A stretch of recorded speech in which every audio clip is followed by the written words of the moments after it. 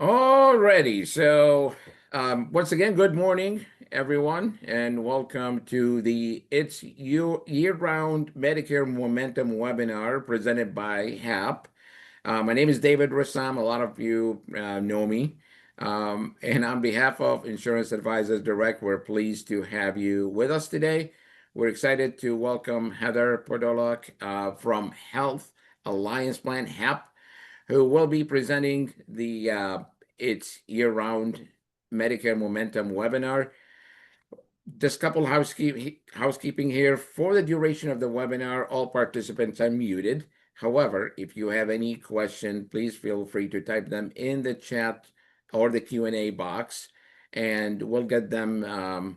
We'll get back to the questions later. Or if Heather wants to answer one of those questions, feel free, Heather, to do whatever. I mean, I'll leave it up to you. But I will hold the questions generally, and then at the end of presentation, we'll answer your questions. Please note that this webinar will be recorded and will be available on our YouTube channel. And I will email you with the link once it's all edited and available. So now, without further ado, I will turn it over to Heather. All right, good afternoon. I hope, yep, it was still 11, so I guess it could be morning. So if you don't know me, I am Heather Podolak. I am the East Side Medicare rep. So Lansing, basically all the way to the water. I'm going to go over some marketing strategies, remind you all of the current HAP marketing program that's out to really benefit and utilize free money. And so I kind of want to leave the Q&A at the end. I did put a Q&A slide in here. So put them in the Q&A, put them in the chat like David said, and I will definitely answer them. But for ease of use, I'm just going to kind of go through the presentation and then we can kind of go back from there. So I am going to go ahead and get started. All right. So kind of a plan of action for this particular webinar. We're going to do the MRP. Please don't call it a bonus program. I will get in so much trouble. But marketing reimbursement program, agent strategies, and a little bit of the SEP refresher. Right now, I know it's kind of a little bit of a shift with not having the, just because they have Medicaid and Medicare, they can't change their plan situation going on. So I kind of want to remind you of the options that you have from an SEP perspective. And then we'll hit any questions at the end. Please ask me anything, even if it's completely unrelated to this topic. I'd love to help or work through anything if you have something going on. But that is our plan for today. All right, starting with our marketing reimbursement program. So we did this last year for 2024 as well. Definitely a ton of agents that adopt this and love it. So it is our way of giving you marketing co-op. So if you are used to kind of trying to reach out to carriers and ask for money for different events or marketing opportunities or mailers or leads or different things like that, we've created a program that you don't even have to ask us. So the way MRP works, that's what we call it. We love acronyms, you know. It is specifically designed so an agent would need to qualify by enrolling 5 members in an MAPD, MA, or DSNP. So please note that does not include our Med Sup. Agents have to remain contracted and certified, which is very easy. And then you can't have a grievance against you or you'd be disqualified. But your goal to basically get even initiated into the program is 5 new MAP, B, MA, or DSNP plans. It starts for 5/1 effectives. So if this is the first time you're hearing about the marketing reimbursement program and you enrolled anyone for 5/1s or 6/1s, we're keeping track. And so those already qualified you towards it. But we'll keep a running total of ourselves. If I am your rep, or if Jason's your rep, whomever your HAP rep is, if you ever want to know roughly what your count is, you can reach out to IAD or myself, and we will give you an update on that. I have certain ones that really run towards this particular program, and so I'll give you a monthly update automatically. So just know that you can have that if you'd like it. It's a form of kind of knowing where you're at, what I'm seeing on my screen, what you've got in your records. But so it's a rolling 5X. So for May 1st, if you wrote 5 new MAPD applications and then someone disenrolled for some reason in 5/1 for the 6th one, and you got underneath that 5 threshold, then you'd have to requalify. But as time goes on, it's difficult to get below that 5 threshold. So know that you have to have 5 at least to be in the program. And then starting your 6th and above, we're going to give you a marketing reimbursement of $75 per app. So there is no cap to that. But you just have to basically get 6 and above to start seeing that in your commissions. I love this program very, very, very, very much. I actually fought to get it back for 2025. So I'm hoping that this kind of helps motivate, drive, and things like that. And because it's your marketing reimbursement, the thought process from us is you've paid or invested your marketing already into these members. And so we're giving you that marketing reimbursement back from us. So it is a way that if you wanted to stockpile it, you can, and you can have some strategies going forward. And I'm going to talk to you a little bit about agent strategies now. It could be something that you want to do, but you get to choose. This is your money. And so it is a good way to make a little bit of extra to be able to do different events or different things. So as a reminder, your first 5 qualify you for the program, but you do not get $75 in marketing reimbursement for the first 5. So 6 and above is kind of your goal. All right. I hopefully did really good at explaining that, but if you have any questions, I look forward to reading those at the end. I'm going to go into our marketing strategies, and I'm going to start with grassroots marketing. I'm very passionate. I believe that this is super important. And I do believe even if you are one agent in a very heavily populated city or county, that you can still stand apart. So here we go with grassroots marketing. So it is a community-based marketing approach. It is focusing on personal relationships and your relationships with that people. So if I'm going more modernized, my age group, your vibe attracts your tribe, 110%. So someone that really works well with me and my personality type is going to work differently with someone else. There are plenty of people, even from a HAP broker app perspective, that work really well with Jason, and I have a very different personality than him and work really well with me. So you're kind of doing that similar approach in grassroots marketing. It is budget friendly. You can focus on education, which is my favorite approach from a sales perspective, from building relationships, and it naturally creates word of mouth. It naturally makes you want to say, hey, Susie, I was sitting at breakfast with her at a normal breakfast at Coney, and then someone overheard in the bench behind us, or different things like that. So the kind of key phrase that I put in here I really loved was get known in your zip code, not the entire state. And that's because that's where you're going to the grocery store. That's where you're going out and about. Maybe you're going to a kid's softball game and you know all of the parents there. You're very involved in your area and your vicinity, and that repetition will always assist in that process. So engage locally in your community. So that can be events, anything that you've gotten going on, your chamber, cities, like the city I live in, has a specific social media pages, does a newsletter, always promoting different events. Senior centers will have their own set of events. Some have bigger ones than others. Your churches, church bulletins. Here's a fun side note. So I used to work for PHP, and I had an agent call me just yesterday and said, hey, I saw your PHP agent ad at my church. I said, boy, that's old. But brand awareness, being in the community, different things like that. So I build trust, again, because they are able to see you. They see different interactions. It empowers your clients to refer everyone because they feel like you're a part of the community. It's easier to refer someone close by and that they really know.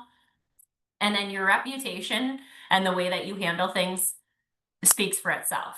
Just like I hope every single one of you believes that the reputation that we've created at HAP and the culture that we've created at HAP is when you enroll someone in it, you feel supported by the team that's behind you to help assist with any situations that arise for any of your HAP members. So you're creating that exact same dynamic. People really don't, I really believe in this. People don't buy policies. They buy peace of mind from someone that they trust. On to the next slide. So it is a very cost-effective strategy from an independent agent standpoint. So though we do have the marketing reimbursement program where you can start doing things of a higher value or higher cost effectiveness, you really don't have to invest much or any money into a grassroots marketing program. And it is building your relationship with the community. So many of the successful agents that I've seen over my career are very involved and very known in their community. That's from a personal level and that's from a professional level. You're going to get quality communication from the people members that you want to enroll or that work well with the members that you already have. So you have that quality of leads, as well as increasing retention. As an agent, many times before, there were people that felt guilty, like if they wanted to leave me in the home and auto side of different things, based on rates or different things like that, because they build that relationship with you. You know that their dog's name or different situations like that. So the retention piece really helps. Luckily in Medicare, it's a little bit different from that perspective. So retention is a lot easier because you're an independent agent and you can retain your business a lot easier, being that you could just stick them with another carrier. But it does really help having those strong bonds and those strong relationships, because you appreciate that they call you when somebody from a call center calls them, or they're like, hey, Susie asked me for my Medicare number and my red, white, and blue card. You always taught me never to pull it out. Those types of things. So, and then always make sure that you're being compliant, education, and value-based from that perspective. So I'm going to give you some tactics or some ideas that go from that perspective. So educational events right now is a great time to be doing Medicare 101s, Q&As. Maybe you want to do a presentation or in your local community that's specific to, do you understand how your ancillary benefits work? Do you know who your provider is for your vision on your Advantage plan? Can we go over a review of this current thing? Though you might not have a physical SEP to transition them, you could be building these relationships right now that makes them, when they're ready to go and the chaos starts to hit and their mailboxes are full of junk mail, they want to call you because you're local and you're close by. I can just pop into this person's office. You can partner with your local pharmacies, health clinics, financial advisors. I've seen plenty of agents that do those types of educational workshops with financial advisors or financial planners who quite literally don't want to touch the Medicare side of things. And so you have that great partnership and that great relationship. As far as clinics go, they love snacks. Okay, they love snacks, they like meals, they like you popping in and doing that. And those types of environments, both clinics and pharmacies, they watch claims experiences happen a lot. They'll be the first ones to say, oh yeah, I really like working with them versus this person.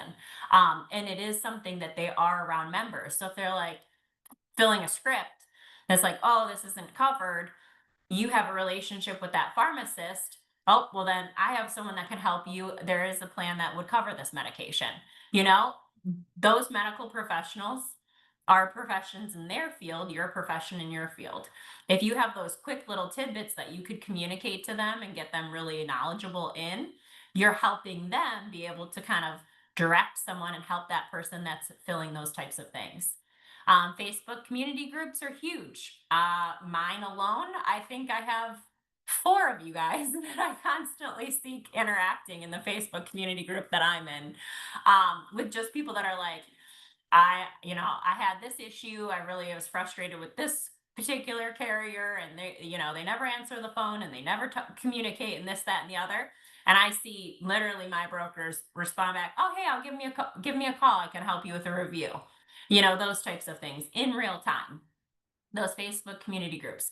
And I'll say this, though it is so popular to do a Facebook community group for like your township, your city, your area, or the surrounding areas. You can look up anyone that has a public Facebook community group. You can look up a specific niche market that's specific to you. Maybe you like knitting and you search community Facebook groups that are specific to that, and you can give feedback. You can help them, different tips and tricks that you learned. And there are going to be people, local seniors, in those types of situations. So you can get really fine tuned. A lot of people create Facebook groups for almost anything. And so you can really try and dive in and try and find those specific ones. And that's really the grassroots core, is what's something about your personality that you're passionate in, that you can relate to, that you can easily talk to, but also assist them in the business side of things too. Those are way stronger bonds. Drop off flyers, referral cards at local businesses. Maybe every Sunday you go to a specific place in a restaurant and they have absolutely no issue with you putting a flyer right there for everyone to walk by as they dine there, different things. Maybe it's a local Italian restaurant. Maybe it's your favorite place for a Bloody Mary. Those types of scenarios, like those little local businesses. So just think of those things, because those people know you and have those relationships with you. So that's really where grassroots comes from. And I hope I'm kind of driving some ideas or some thoughts in you for this types of situation, because everything I just mentioned, Facebook community groups, don't even have to leave the house. Like dropping off a flyer somewhere you already eat. Gosh, well, you're already going to be there every Sunday. So all are very cost effective and give that awareness. And all you need is that person that also believes in you and knows you really well. And then of course, never be afraid to kind of ask for them to share information, or if they have someone that they know. You want to brand yourself as the go-to person for Medicare in your community. There may be 6 of you in the same zip code, but you guys all aren't going to be the right fit for everyone. You're all going to have a different personality. I'm going to the next slide. Leads me perfectly into referrals, which is my last little point for that one. So referral program successes. I believe in referrals everywhere. I will only invest in a business that someone has referred me to. I know there's a ton out there, and especially in Medicare, it is, if Susie tells you to go to this person because they're great, they do, for the most part. So 90% of seniors do trust referrals over ads, over the full mailbox and things like that. There's a lot more loyalty, engagement, and relationships built from that. So I highly recommend, at bare minimum, creating a referral program and not being afraid to ask. It's easy, super simple, rewarding. You can do it from a thank you card, a handwritten note, follow-up call. Hey, like if you had a great experience and you know someone that could benefit from the situation. I mean, how many appointments have you been on where it's like, I want Aetna because my neighbor Susie has Aetna, and and that's what I want. Because they don't understand that their prescriptions and their medical situation is totally different. Same thing with husband and wife. And then make it visible, remind people often. So if you are creating a referral program and you have an office, where is it in your office? Going to the next slide. So you can do magnets. I love them. Referral cards. Your business card is great, and you can always use that as well. But there's ways to be unique and stand out and be different. A mini flashlight, a first aid kit in your car. Like those all can, like from a cost perspective, it just depends on what you're comfortable with. But you can do all kinds of different things that they'll see. Sharing with a friend, like if you have a created postcard or flyer or different thing like that. So like when they leave and you give them the booklet that you just sold them the plan on, and you have the referral card on there, and they just hand it to someone. oh yeah, no, here, they gave me this, like, this would be great, you should talk to them. Kind of simplifying it for everyone. And then branded giveaways. So all of your carriers have branded goodies. Like if you ever ask me, I'll definitely try and share some with you. Um, so know that they're available and that you can reach out to any of them. Maybe you want to give them one. I do see a huge value, just small tidbit here, and you giving away to use our ideas or what we get, but having it with your information on it is also really good. I'm always super big on that particular thing because then they are getting a goodie. Yes, it might not have that particular carrier logo that they enrolled in, but it has you. And at the end of the day, if you switch their carrier later, they still have their goodie that's all about you. Instead of just asking, I'm going to go over kind of like the strategies or different ways to do that. So, refer a friend, get a surprise. You can have a little thank you gift. You could do a raffle. Play this into your grassroots marketing. Maybe you've partnered with a local business and they'll give a 30-minute hand massage or foot massage or something like that. Like you could do a thank you gift for some of the local small businesses with you. You can have a newsletter, a Facebook group, situation where you do a shout out. You can do a raffle. If you refer a friend, you get put into a raffle and you give them a really cool, giant, big surprise. Um, and then communities partners. So I would say your local realtor is probably the most strong personality that's super engaged in different businesses and different referral situations as well. So even pick their brain, grab a cup of coffee, their next feature situation thing. I just feel like personally, I see so many things like from realtors trying to be in different communities and things like that, that there are probably things they're already doing that you can get a spotlight on, or they can really speak to you. You could do a small bio and do that, co-branding it. Because, those seniors traditionally don't move that much. They're still highly involved in a lot of the community events as well. Going to the next slide. So most important is announcing it, communicating to someone that you've created a referral program, whatever that looks like, and whatever tactic you want to use. However, you would like to do that. Again, handing it in, mailers, email, explain it. Never assume. So simplify it. If you tell your neighbor and they give me a call, I will put your name in a drawing. They just have to say you referred them, or explain exactly how the process works and the strategy behind it. And then I would track it, because if it's successful or if it bleeds in, maybe it doesn't get you 50 apps in a year, but maybe it gets you 10 every month consistently. That still makes an impact. Then you can know, do I want to throw more money at it? Do I want to put a little bit? Do I want to do like a whole basket or a giant situation or different thing like that? Tracking it just tells you how much more money you want to throw at it. And then celebrate your wins. Share it. If you are super engaged in your social or business page or anything like that, share that excitement, that enthusiasm as well. Then people also see it and they're like, oh, this is really fun and cool. I want to be a part of it. Moving on to SEPs. So now we need some enrollment periods because it's a tough season. So I'm going to go over the basic ones here, because I get this question a lot. So 60 days from the date of the event, you have a change of address, which I know we all know. And then the loss of current coverage. So if they are no longer eligible for their Medicaid, maybe they lose LIS, maybe they lost credible coverage. Those are all qualifying SEPs.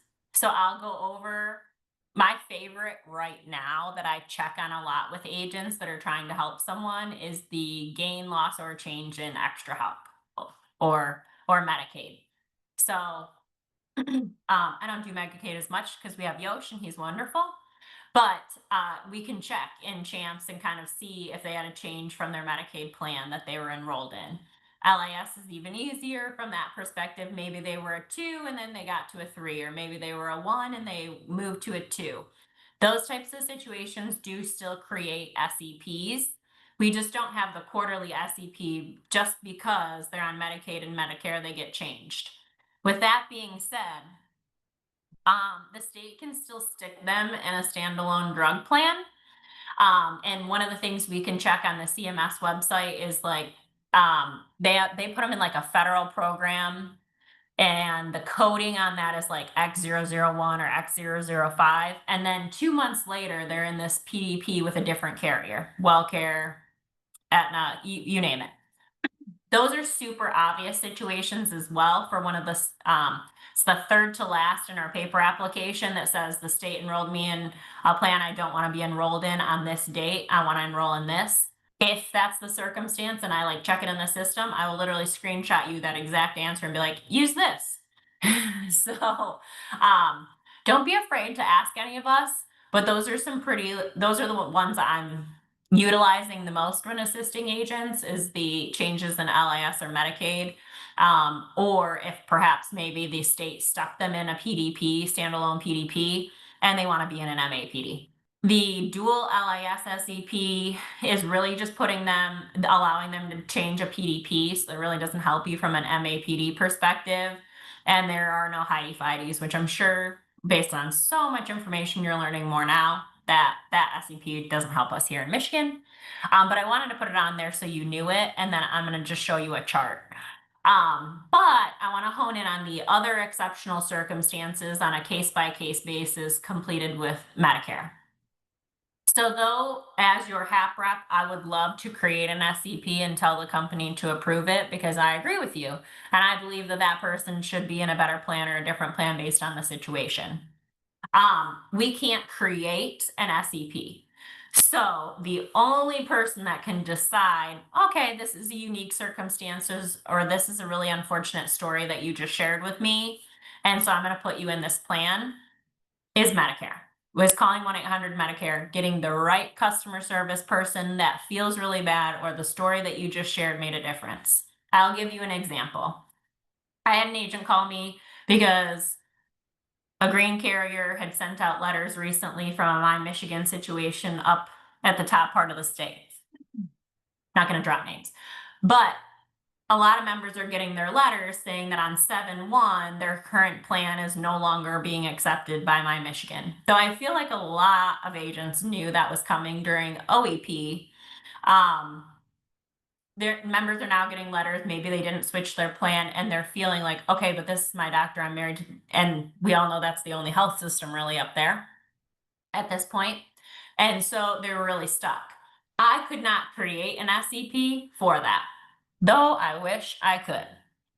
But I did advise, like I always will, if I can't give you an option from one of these options, I'll always say, if you really want to put them in something and you don't feel like you can, the only person that can make that decision is CMS. You're gonna have to have them call Medicare, tell them the situation. If they really are upset about it, it's going to make the right person feel bad on the phone.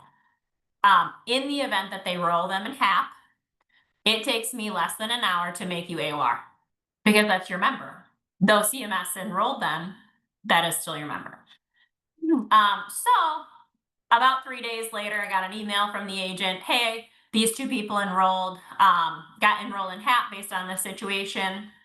Can you make me AOR? 15 minutes later, I said, you're already AOR, you're all set, good to go. So though I can't create these circumstances, it's always worth a shot to call them. I will always be the first one to tell you that. If there is a circumstance and you really want to try and stick them in a plan, some people aren't very nice when you call. I understand it takes 3 to 5 business days to get a hold of someone by calling that number. I'm not saying it's a quick process, but I'm saying if you want to find a solution for them and you just need to be made AOR if they enroll in HAP, let me know. It's a really quick process. But those are the exceptional circumstances that I think you should always just have in the back of your head. All right, so this is the terrible chart. This is straight from CMS. So the dual LIS SEP, this is kind of the criteria with it, which we don't have in a HIDE-FIDE in Michigan. So sort of irrelevant from that perspective, but the lower chart really is what I like to hone in on. they're basically only able, with this dual LIS SEP, only allowed to change their standalone PDP. So that really doesn't help most people from that perspective. But it does create an SEP for you, like I said, from that third to last on our application, where if the state keeps like switching or doing that, and we can see it because it's its own special code, and marks, then you have an SEP and you can put them in an MAPD. So always keep track, like always pay attention and try and know that if they said that and they're like, I didn't really talk to anybody, but I have this, and then we can look it up. But this SEP is not helpful. So really, my takeaway for you for this is just because they have Medicaid and Medicare, they can't change plans at this time. All right, just typed in the chat to see if there's any questions. I'm gonna pull the Q&A. Well, I can read them to you if you want. Well, it says if you move and have a Med Sup, can you change to a Medicare Advantage plan? So you're in Florida and you have a Med Sup, for example, and then you move to Michigan. I would want to like double check. In my mind, I believe the Med Sups still like stay. They just charge you a difference in that. Like my gut says like you would be able to because you still change and there's different plans available. Oh, so Michigan changing counties. I'll call you once I get that confirmed, but I don't think county to county on a Med Sup would. I believe if you Med Sup, when you move out of state, there are different rates Right. you pay for. Like ours is portable, so we'll give you the same one, but being in Michigan and changing, I mean, technically you're updating your address, which is supposed to trigger an SEP, but the way I think it's worded on CMS is specifically says you're on a plan and your plan is changing. But I'm sure we've gone through it. So I'll ask our enrollment team because we've gotten that app before. This is a comment. She has been contacted that she's losing her PDP plan. Did WellCare say why they were losing the PDP? Yeah, because usually you don't get dropped from the PDP because you moved. I know. So now I'm thinking that if I looked it up in CMS, it would show the X005 code. Very interesting case here. So yeah. Suzanne, we may have to get back to you on that one. Yeah. Okay. Well, I'm going to do a small plug about HAP. I hope all of you know that we do a Hang with HAP bi-weekly every 2 weeks on a cadence. So the next one I host is if you've ever had questions or issues about the portal or your commissions, because I don't answer any of those types of commissions questions. I am doing a webinar, my last one essentially, because Hang with HAP kind of ends at beginning of August because it's a busy time for everyone. I am doing one specifically getting our commissions department on the line to show you how to get to your commissions report, your book of business, which obviously your book of business is only MAPD for HAP, under our portal, and kind of educate and really try and help with that. So if you want to mark your calendar, so if you never show up to any and you find this particular topic interesting, it is on July 9th is the next time I present. It is a bi-weekly cadence. So they are happening. So the next one's next Wednesday. But the 9th is specific to portal and commissions questions, and our commissions department will be on the call to answer any questions from that perspective. So if you've ever wondered or don't really understand it, that's a person that does that as their specialty. So just wanted to make you aware of that. That's my little plug for today. Thanks for sharing that, Heather. I can show you the team. So this is the team. If you didn't know or don't know already, we do have another Medicare and individual sales manager. We have a new one now. So Kyle got promoted, if you didn't know. And so he is now our director, which means that if you call him and leave him a voicemail, most of the time I'm calling you back. Indeed. He's like really out of it now, but Ryan is our new Medicare and individual sales manager. So your new Kyle is now Ryan Combs. Jason and I are still us, Sue is still her, and then Yoshio Chandler is our DSNP rep. And then Jack is our marketplace rep, so he does all the HAP care source on the marketplace. But that was my thank you, but I'm gonna leave this up just in case anyone wants to screenshot it. Cool. All right. Well, But that's it. Yeah, that's my whole thing. I did pretty good. We're at 11:41. I think this is the longest one I've ever done. any other questions? This is the last call. Okay. I guess nobody wants you to work any harder. I was that thorough. I'll take I it. guess you did a great job. So thank you very much. Thank you, Heather. You're I welcome. truly appreciate your presentation. If you have any questions or you need any assistance any further, please do not hesitate to call or email me, or Heather, actually, she displayed the names of the people that you can call directly. I'm here to support you and ensure that you have fantastic and successful off AEP and OEP season, so as SEP season. Once again, thank you very much, Heather, and thank you all for joining us today. Have a great day, and thank you all again. Thank you. Heather.